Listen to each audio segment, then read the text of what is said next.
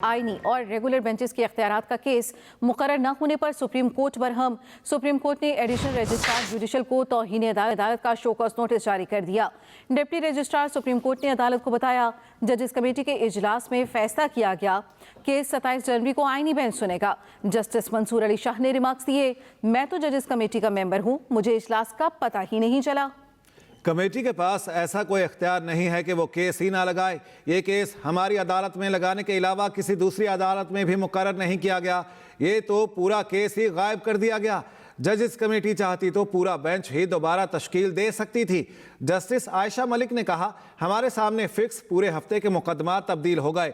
क्या अब एक रिसर्च ऑफिसर हमें बताएगा कौन सा केस कहाँ मुकर्रर होगा? मुझे समझ नहीं आ रही। 2 या 3 जहनों के मुकाबले में एक चीफ जस्टिस कैसे हो सकता है? समाअत कल तक के लिए मुलतवी कर दी गई।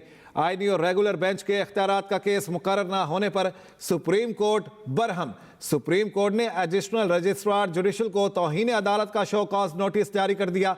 डिप्टी रजिस्ट्रार सुप्रीम कोर्ट ने अदालत को बताया, जजेस कमेटी के इजलास में फैसला किया गया केस 27 जनवरी को आईनी बेंच सुनेगा। जस्टिस मंसूर अली शाह ने रिमार्क्स दिए, मैं तो जजेस कमेटी का मेंबर हूं, मुझे इजलास का पता ही नहीं चला।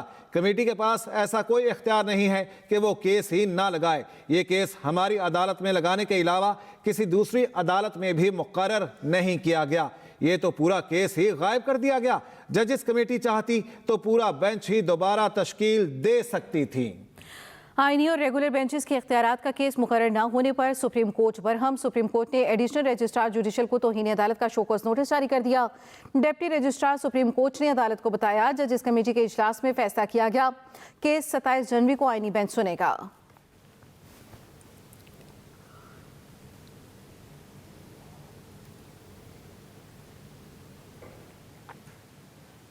सुप्रीम कोर्ट आईनी बेंच में स्टूडेंट्स यूनियन की बहाली से मुतालिक दरख्वास्त पर समाअत हुई। जस्टिस जमाल मंदखिल ने रिमार्क्स दिए कि सियासी जमातों ने तालीमी इदारों में अपने सियासी विंग्स बना लिए हैं। जस्टिस मोहम्मद अली मजहर ने रिमार्क्स दिए कि स्टूडेंट्स यूनियन का मतलब तलबा की फलाह बहबूद है, सियासत नहीं। जस्टिस हसन रिजवी ने कहा, कराची यूनिवर्सिटी में स्टूडेंट्स यूनियंस की वजह से तशद्दुद आया। तशद्दुद की वजह से कराची यूनिवर्सिटी में 35 साल से रेंजर्स तैनात है। जस्टिस मुसरत हिलाली की जानिब से ये रिमार्क्स दिए गए कि हमारे मुल्क में सियासत जारहाना है, बच्चों को पढ़ने दें, इन्हें सियासत में क्यों डाल रहे हैं? आईनी बेंच ने स्टूडेंट्स यूनियन केस में विफाक और मुतल्लिका फरीकैन को नोटिस जारी कर दिए हैं। तशद्दुद की वजह से कराची यूनिवर्सिटी में 35 साल से रेंजर्स तैनात है। जस्टिस मुसरत हिलाली की जानिब से ये कहा गया कि हमारे मुल्क में सियासत जारहाना है, जबकि उन्होंने ये भी कहा कि बच्चों को पढ़ने दें, इन्हें सियासत में क्यों डाल रहे हैं? सुप्रीम कोर्ट आईनी बेंच में स्टूडेंट्स यूनियन की बहाली से मुतालिक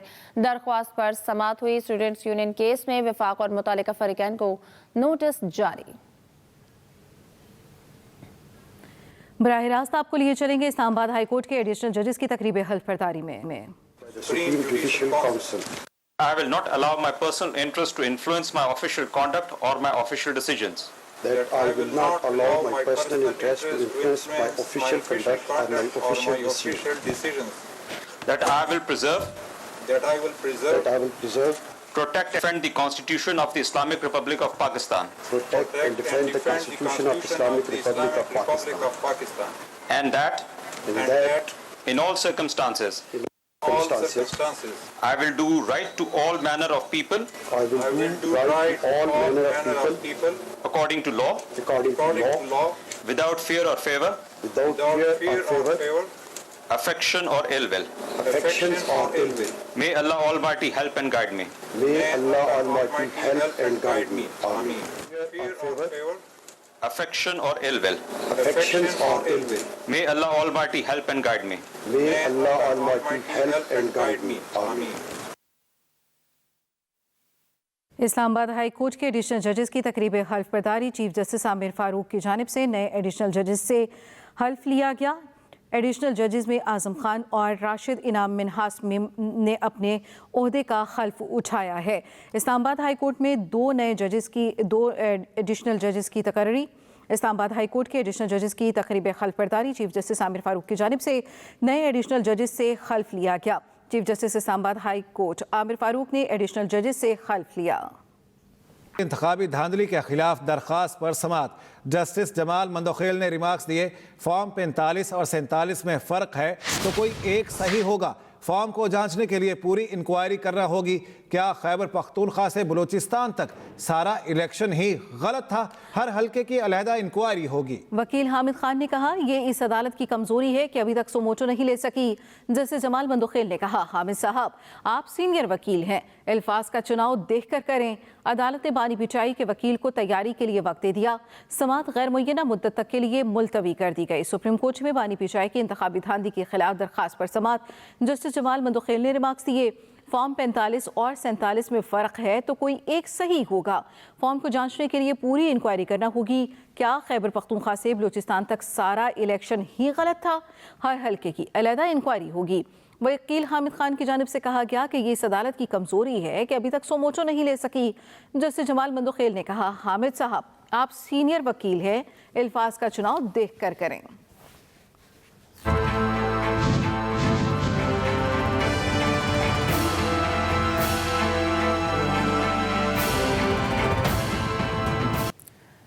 डोनाल्ड ट्रंप की 4 साल बाद व्हाइट हाउस में फिर वापसी। अमेरिका के 47वें सदर की हैसियत से आज हलफ उठाएंगे। तकरीब हलफ बर्दारी पाकिस्तानी वक्त के मुताबिक रात 10 बजे होगी। वॉशिंगटन डीसी में शदीद सर्दी। 40 साल बाद फिर हलफ बर्दारी इंडोर मुंतकिल। ट्रंप कैपिटल हिल के रोटिंडा हॉल में हल्फ लेंगे। साबिक सदूर Bill Clinton, George W Bush, Barack Obama तकरीब में शिरकत करेंगे।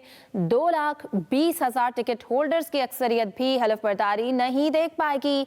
पाकिस्तान की कई सियासी शख्सियत तकरीब हलफ बर्दारी में शरीक होंगी। चीन के नायब सदर अपने मुल्क की नुमाइंदगी करेंगे। डोनाल्ड ट्रंप अमेरिका के 47वें सदर की हैसियत से आज हल्फ उठाएंगे। 40 साल बाद अमेरिका के मुंतखब सदर की तकरीब हल्फ बर्दारी इंडोर होगी। डोनाल्ड ट्रंप कैपिटल हिल की इमारत के अंदर रोटांडा हॉल में मनसब का हल्फ उठाएंगे। इससे कबल 1985 में सदर रोनाल्ड रेगन की दूसरी मुद्दत की तकरीब हल्फ बर्दारी इंडोर हुई थी। 2,20,000 टिकट होल्डर की अक्सरियत भी तकरीब में ट्रंप की हल्फ बर्दारी नहीं देख पाएंगे। ट्रंप ने कहा कि उनके हामी कैपिटल वन अरीना के अंदर स्क्रीन पर हल्फ बर्दारी देख सकते हैं। तकरीब हल्फ बर्दारी में पाकिस्तान के सफीर रिजवान सईद शेख शिरकत करेंगे। पाकिस्तान की कई सियासी शख्सियात तकरीब हल्फ बर्दारी में शरीक होंगी। जापान, भारत और ऑस्ट्रेलिया के वज़ीर ख़ारजा तकरीब हल्फ बर्दारी में शिरकत करेंगे। चीन के नायब सदर अपने मुल्क की नुमाइंदगी करेंगे। सुबुकदोश होने वाले सदर जो Biden, bill Clinton, George W Bush और बराक ओबामा तकरीब में शिरकत करेंगे। साबिक खातून अव्वल मिशेल ओबामा तकरीब में शरीक नहीं होंगी। डोनाल्ड ट्रंप की 4 साल बाद फिर से व्हाइट हाउस में वापसी। अमेरिका के 47वें सदर की हैसियत से आज हल्फ उठाएंगे। तकरीब हल्फ बर्दारी पाकिस्तानी वक्त के मुताबिक रात 10 बजे होगी। वॉशिंगटन डीसी में शदीद सर्दी। 40 साल बाद फिर हल्फ बर्दारी इंडोर मुंतकिल हो गई है। इसी पर बात करेंगे। फजल खालिक हमारे साथ मौजूद हैं अमेरिका से, वॉशिंगटन में वो मौजूद हैं। फजल खालिक बताइएगा, तकरीब हल्फ बर्दारी के लिए तैयारियां मुकम्मल हो गई? जी, अमेरिका के 47वें सदर डोनाल्ड ट्रंप की हल्फ बर्दारी की तकरीब पर वॉशिंगटन पहुंचने वाली मुंजमद कुतुब शुमाली की ये बर्फानी हवाओं ने गहरे असरात मुरतब किए हैं। अमेरिका की आलमी शोहरत याफ्ता और जमहूरियत की अलामत गुंबद वाली इमारत कैपिटल हिल के बाहर आज होने वाली अवामी तकरीब में हल्फ बर्दारी में अब न सिर्फ इस इमारत के अंदर मुनक़द होगी बल्कि दावतनामों के जो बावजूद बहुत से शुरा जो है उनके लिए दाखिले के इम्कानात भी कम हो गए हैं। इस तकरीब के इख्तिताम पर ईसाई, यहूदी, मुस्लिम मजहबी रहनुमा जो है वो दुआ भी करेंगे। भारतीय वजीर खारजा जयशंकर वजीर आजम मोदी की जगह नुमाइंदगी करेंगे। सिक्योरिटी इंतजाम के हवाले से अगर मैं बात करूं,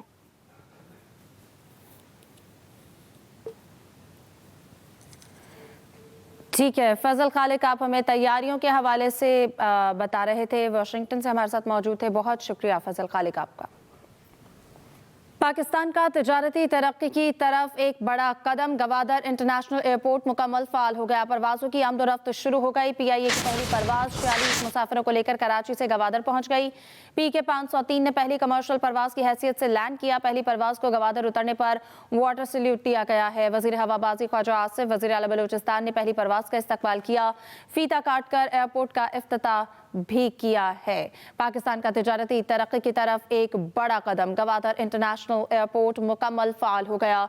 परवाजों की आमदोरफ्त शुरू। PIA की पहली परवाज 46 मुसाफिरों को लेकर कराची से गवादर पहुंच गई। PK 503 ने पहली कमर्शियल परवाज की हैसियत से लैंड किया। पहली परवाज को गवादर उतरने पर वाटर सल्यूट दिया गया।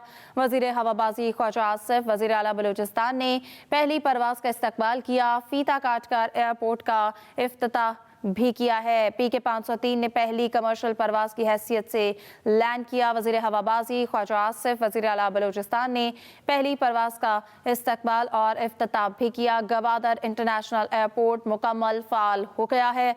परवाजों की आमदोरफ्त शुरू हो गई है। PIA की पहली परवाज 46 मुसाफिरों को लेकर कराची से गवादर पहुंच गई। ये अहम मौका न सिर्फ पाकिस्तान की हवाबाजी की तारीख में एक आम संग मील की हैसियत रखता है, बल्कि हमारे मुल्क की तरक्की और पेशरफ्त के अज़्म को भी ज़ाहिर करता है। न्यू ग्वादर बैनुल-अक़वामी हवाई अड्डे की तारीख चीन पाकिस्तान इक़्तिसादी राहदरी CPEC में इसकी शमूलियत के साथ 2014-2015 के साल से शुरू हुई। CPEC के बानियों ने गवादर के इलाकाई रवाबत और इक़्तिसादी तरक्की के किरदार को तस्लीम करते हुए इस जदीद हवाई अड्डे की क़याम को तरजीह दी, ताकि पाकिस्तान और दुनिया के दरमियान एक अहम राब्ता फ़राहम किया जा सके।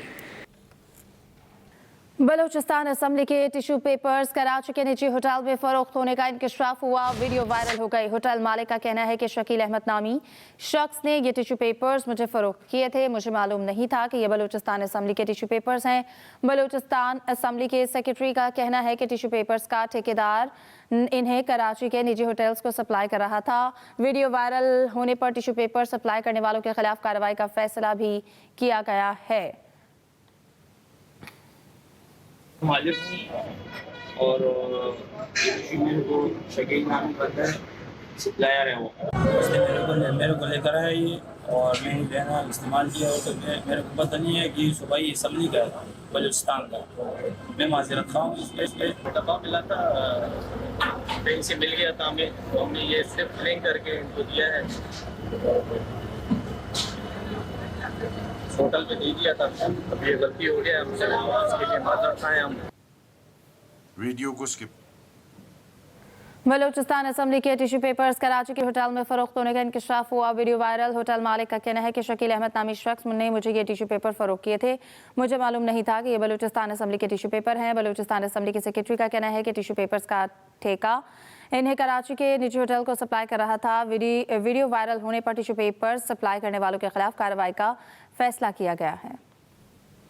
गाजा में जंगबंदी का क्रेडिट लेने की दौड़। ट्रंप और बाइडेन के अपने अपने दावे। नवमुंतखब सदर ने कहा पाक बहरिया का बहरी बेड़ा PNS यमामा जद्दा के इस्लामिक पोर्ट पर लंगर अंदाज हो गया। बहरी बेड़े के डेक पर तकरीब का इनेकाद। पाक सऊदी बहरिया के अफसरान, सिफारती और कम्युनिटी के अरकान की शिरकत। कैप्टन PNS यमामा ने कहा पाक बहरिया पेशावराना फोर्स है जो मुल्क की दिफा के लिए हमा वक्त तैयार रहती है। पाक बहरिया सऊदी अरब समेत दीगर ममालिक के साथ मिलकर समुद्री तिजारत को भी तहफ़्फ़ुज़ फराहम करती है।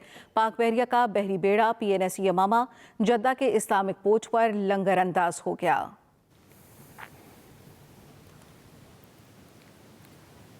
मईशत के लिए एक और अच्छी खबर। सिंध और पंजाब में तेल और गैस के नए ज़खायर की दरियाफ्त। OGDCL ने हासिल तेल और गैस ज़खायर की तफसीलात पाकिस्तान स्टॉक एक्सचेंज को इरसाल कर दी। कंपनी ने खत में कहा कि हैदराबाद में वसाखी ऑयल फील्ड में पहली बार मल्टी फिजियोकेमिकल स्टिमुलेशन टेक्नोलॉजी का इस्तेमाल किया गया है। खाम तेल की पैदावार में 145 यौमिया बैरल इजाफा हुआ। रहीमियर खान में मारी ईस्ट फील्ड से पहली बार गैस के ज़खायर दरियाफ्त हुए हैं। मईशत के लिए एक और अच्छी खबर। सिंध और पंजाब में तेल और गैस के नए ज़खायर की दरियाफ्त हो गई है। वज़ीर ख़जाना Muhammad Aurangzeb World Economic Forum के सालाना इजलास में शिरकत के लिए डावोस रवाना। वज़ीर ख़जाना वर्ल्ड इकनॉमिक फ़ोरम में पाकिस्तान के मुआशी मंजरनामे को वाज़ेह करेंगे। वज़ीर ख़जाना मुख्तलिफ ममालिक की सियासी और कारोबारी शख्सियात से मुलाकातें भी करेंगे। वज़ीर ख़जाना Muhammad Aurangzeb World Economic Forum के सालाना इजलास में शिरकत के लिए डावोस रवाना हो गए हैं। वज़ीर ख़जाना वर्ल्ड इकनॉमिक फ़ोरम में पाकिस्तान के मुआशी मंजरनामे को वाज़ेह करेंगे। मुल्क में शदीद सर्दी, बाला इलाकों में बर्फबारी और बारिश, पंजाब में धुंध, कोयटा, शिमाली बलूचिस्तान और आज़ाद कश्मीर में वक्फे वक्फे से बारिश और बर्फबारी के बाद चमन तोबा चकसई ज़ियारत का कोयटा से ज़मीनी राब्ता मुनक़ता हो गया। कोयटा में 17 फीडर स्ट्रिप कर गए। बिजली और गैस की आंख मचोली भी जारी। दालबंदीन में सबसे ज़्यादा 24, कोयटा में 17 मिलीमीटर बारिश रिकॉर्ड। सरकारी मशीनरी के जरिए बर्फबारी से बंद शाहराहें खोलने के लिए ऑपरेशन जारी है। मुल्क में शदीद सर्दी, बाला इलाकों में बर्फबारी और बारिश, पंजाब में धुंध।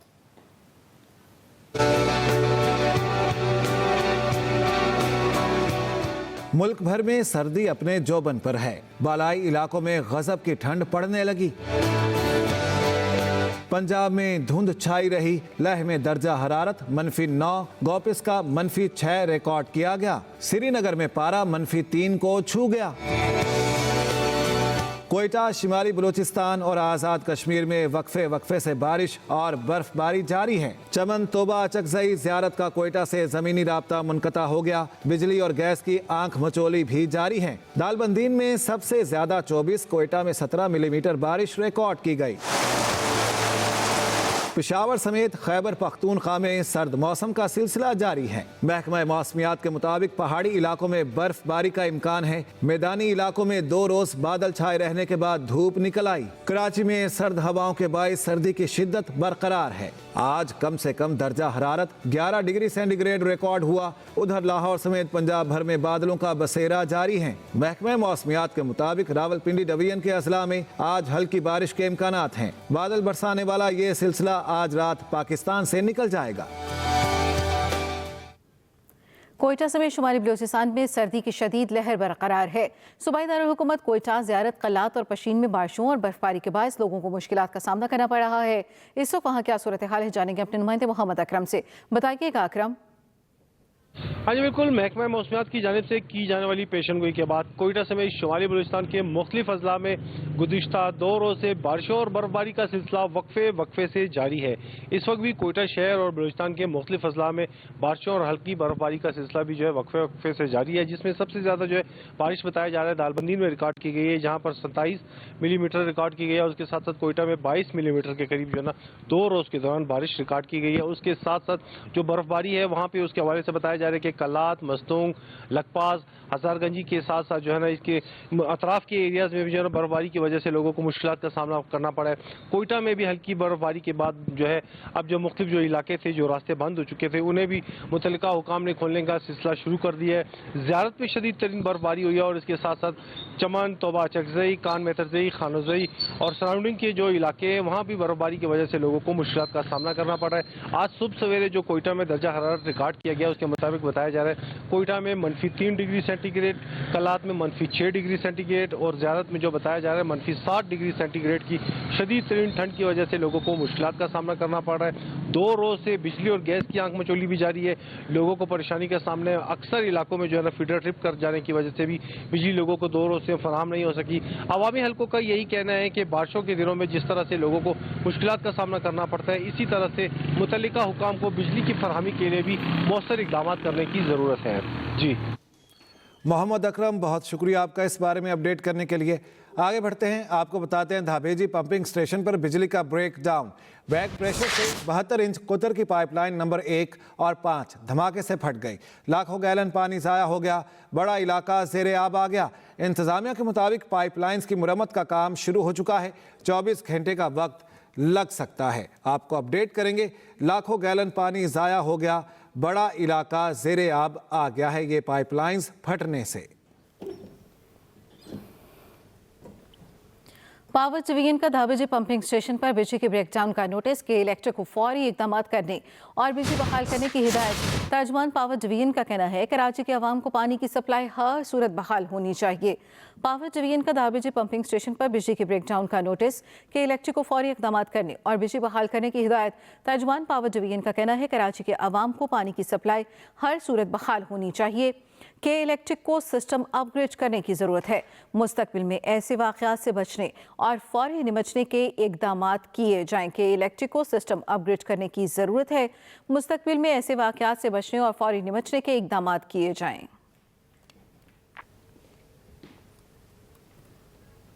वज़ीर दाखिला मोहसिन नकवी का बड़ा इक़दाम। लाहौर में मज़ीद 3 पासपोर्ट दफातर खोल दिए गए। तीनों नए पासपोर्ट दफातर नादरा के पहले से मौजूद दफातर में खोले गए हैं। डायरेक्टर पासपोर्ट लाहौर रीजन के मुताबिक नादरा मेगा सेंटर, जर्जन रोड, सांदा सेंटर और पीको रोड सेंटर में पासपोर्ट बनवाने की सहूलत आवाम को मैसर होगी। मज़ीद तफसील जाने के अपने नुमाइंदे तालिब फरीदी से अपडेट कीजिएगा। तालिब।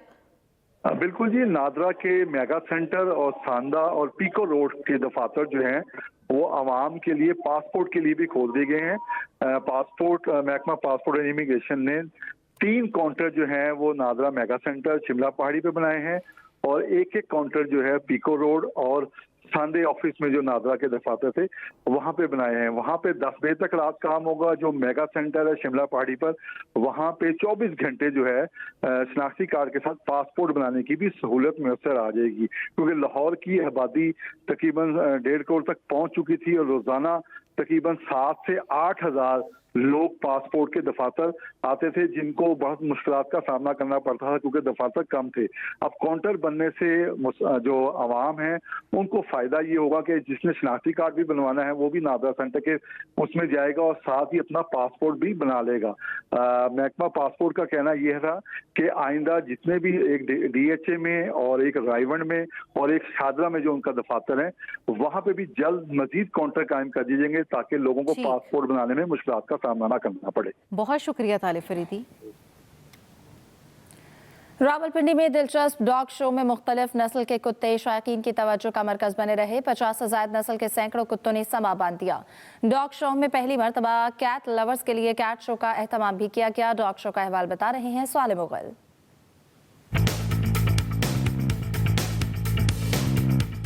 रावलपिंडी की बरानी जरी यूनिवर्सिटी में दिलचस्प डॉग शो में golden rater, pointer, Alsatian, German shepherd, husky, Lebra समेत 50 से ज्यादा नस्लों के 200 से ज्यादा कुत्तों ने हिस्सा लिया। डॉग शो में जर्मन शेफर्ड कुत्तों की वॉक खुसूसी तवज्जो का मरकज बनी रही। इन कुत्तों ने महारत और करतब दिखाकर शायकीन को दाद देने पर मजबूर कर दिया। ऑल ब्रीड कैटेगरी में हस्की नस्ल के खूबसूरत कुत्तों ने डॉग शो में अपना रंग जमाया।